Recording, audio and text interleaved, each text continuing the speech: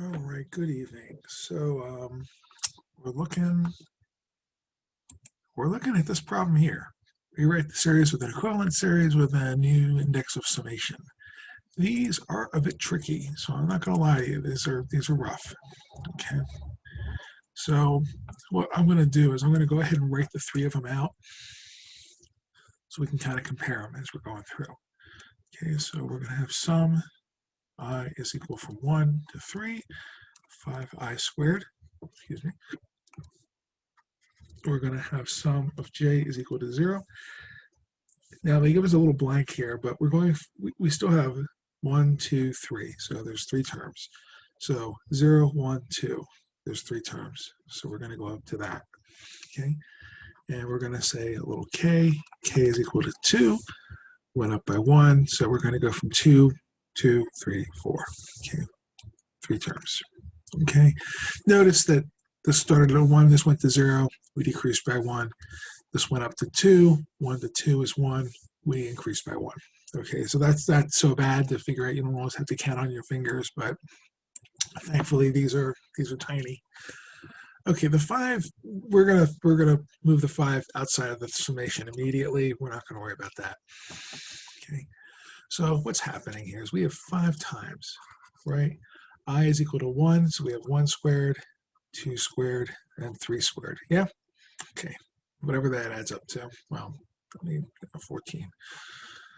Now, j, what we're going to do, okay, we increase this by 1. I'm sorry, we decrease this by 1. So we're going to go from j. And the first term has to be a 1 here, right? So we're going to have a 5 out there. That's not changing anything. Okay. So we're going to do j plus 1. Okay. Nope. Yes, we are. J plus 1. So notice that we start from I. Here we're going from j to 0. So again, if I type in j equals 0, so that's 0 plus 1, it's 1 squared.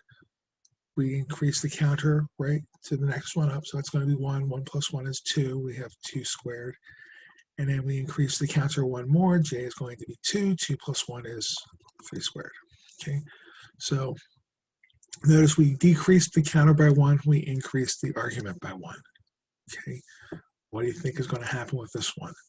We increase the argument by 1. We're going to increase the counter by 1, rather.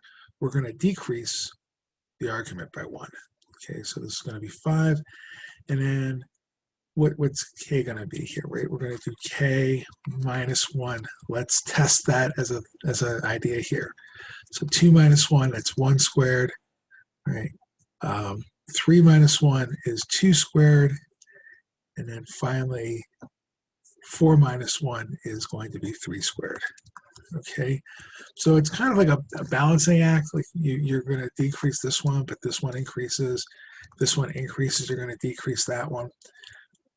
It's kind of a rough sort of thing to get used to, because you honestly won't use it all that often.